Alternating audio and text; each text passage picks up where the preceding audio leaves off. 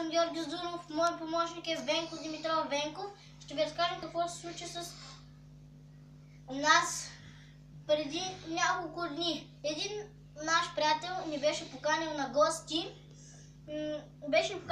С преспиване. Имахме да си направим домашните, но все пак искахме да си ги направим заедно, за да може да ни е по-лесно.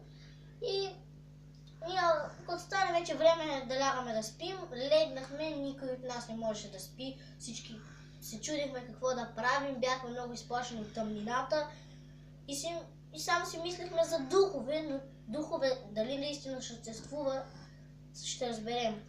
И се бяхме много изплашени и след малко чухме звукове на вещица. Всички бяхме настръхнали, много ни беше страх. И не знаехме какво да правим. Бяхме се паникьосали и се качихме на втория етаж да проверим какво става все пак. И там, като отидохме, един мъж ни казваше да не продължаваме нататък, че е много опасно. След ние тръгнахме да бягаме, успяхме да се спасим. Но бяхме се скрили, той колко много дълго време ни издирваше, няма да си представите. Издирваше и накрая ни намери, хвана един от нас и не знам къде го отведе и до сега ние не знаем къде е той. Опитахме да го спасим и накрая ние го подбавихме с различни звуци. Такъв звук, успяхме да го подбавим с такъв звук.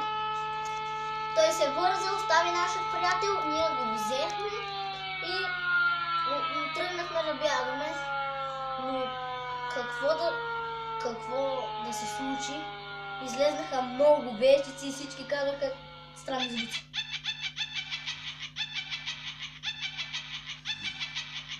Всяка казваше такъв звук, всяка тръгваше към нас и ние бяхме паникьосани.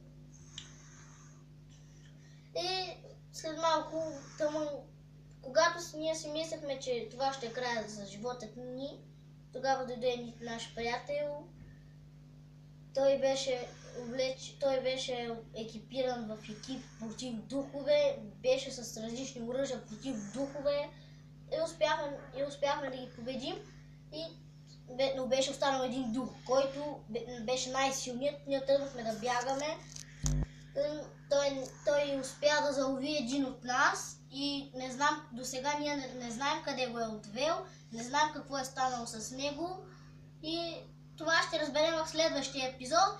А сега да ви кажем накратко, набързо, да сте гледали Коледния дявол, там се случиха много различни неща, гледайте го, съветвам ви.